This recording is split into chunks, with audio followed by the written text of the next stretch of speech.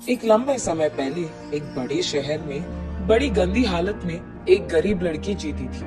उसका नाम सरला था। वो अपने माता पिता और भाई के साथ एक छोटी सी घर में रहती थी। उसका पिता शहर में मिल रहे छोटे मोटे काम करता था और इतना ही नहीं, सारा दिन मेहनत करके कमाए हुए पैसों में से आधे पैसे वो दारू में लगा देता था। इसीलिए उनकी घर की हालत दिन ब दिन बिगड़ती गई। ना उनको हर रोज खाने के लिए खाना था, ना पहनने के लिए कपड़े थे। सरला का भाई भी हमेशा भूख की वजह से रोते रहता था और उसकी माँ की तबीयत हमेशा खराब थी। इसीलिए सरला उसके भाई का ध्यान रखती थी। सारे घर का काम भी वही करती थी। जितना था उतने में ही खाना पकाकर अपने भाई को देती थी और अपनी माँ को भी खिला देती थी। अगर कुछ बचता तो खाती थी, वरना वो भी नहीं करती। ऐसे दिन बीतते गए और उसकी माँ की हालत बिगड़ता गया। इसीलिए कम से कम 2 दिनों में एक बार भी खाना मिलना मुश्किल बन गया था। इसी कारण वो फैसला करती है कि वो भी कोई ना कोई काम करेगी और पैसे कमाएगी, ताकि उनको खाने के लिए खाना मिले और उनकी माँ के लिए दवाइयाँ भी। उसके बाद वो अपने एरिया में कुछ बच्चों से गुलाब के फूल खरीदती है और उसके बाद ट्रैफिक सिग्नल में जाकर उन्हीं फूलों को बेचने लगती है। ऐसे दिन पूरा खाए बिना सोए बिना मेहनत करके कमाए हुए कुछ पैसों से वो अपने भाई और माँ को खाना देती थी।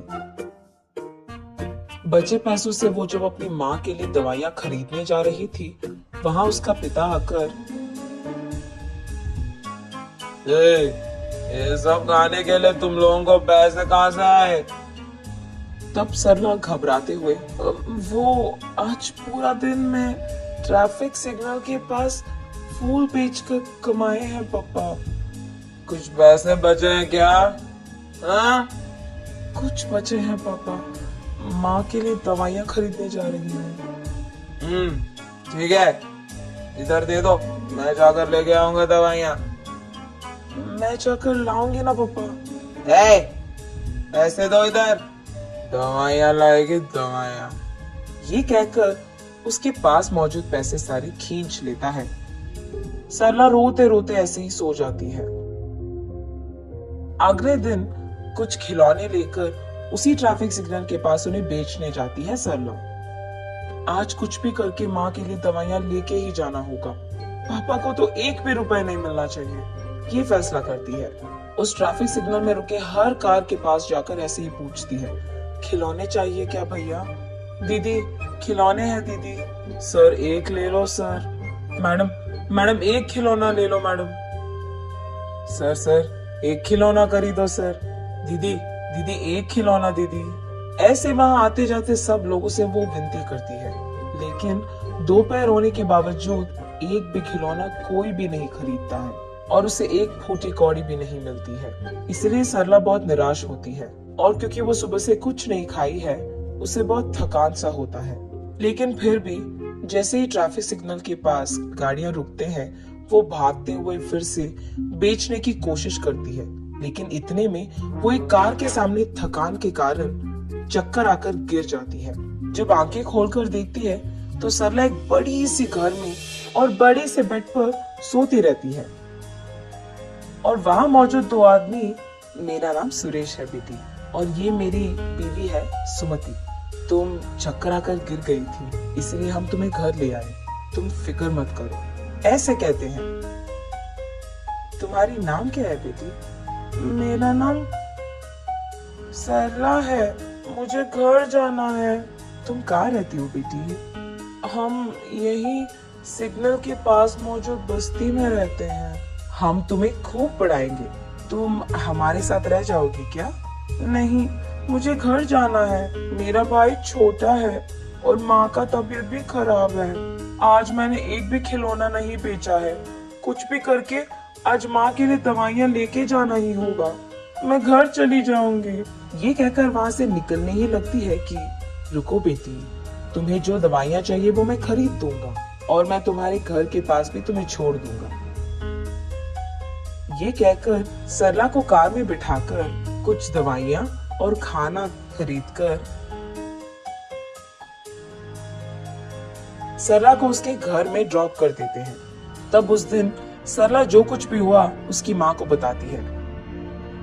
अगर वो लोग फिर से दिख गए तो मेरी तरफ से शुक्रिया अदा करो उनका। ठीक है माँ। ये कहकर वो उस दिन पेट भर खाना खाती है और खुशी से सोती है सरला।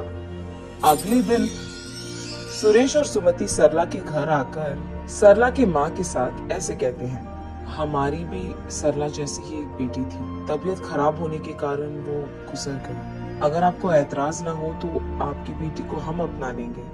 हम वैसे भी गरीब हैं, कम से कम उसको तो एक अच्छी जिंदगी मिलेगी। ऐसे उसकी माँ को ऐतराज होने के बावजूद वो हाँ कहती है। माँ, मैं नहीं जाऊंगी माँ, तुम्हें छोड़कर नहीं जाना मुझे। ये कहते हुए सरला रो पड़ती है। तब सरला को वो लोग समझकर ऐसे कहते हैं, तुम्हारा सारा परिवार हमारे साथ रह सकता है। हमारे तो रिश्तेदार भी नहीं है और औलाद भी नहीं है। हमारे पास बहुत सारे पैसे हैं और तुम सबका देखभाल हम कर सकते हैं। सरला की माँ को ये बात मंजूर होती है। तब सुरेश और सुमति सरला के साथ उसके सारी परिवार को उनके घर ले जाते हैं। अगले ही दिन से सरला एक बड़ी पाठशाला में पढ़ने के लिए जाती है और सरला के भाई को खेलने के लिए बहुत सारे खिलौना खरीद कर देते हैं। सरला की माँ को भी एक अच्छे अस्पताल में इलाज करवाते हैं और सरला के पिता को काम करने के लिए एक अच्छी नौकरी देते हैं। ऐसे उस गरीब लड़की सरला को सुरेश और सुमति के कारण एक अच्छा जिंदगी मिलता है और उसके साथ साथ उसके परिवार को भी।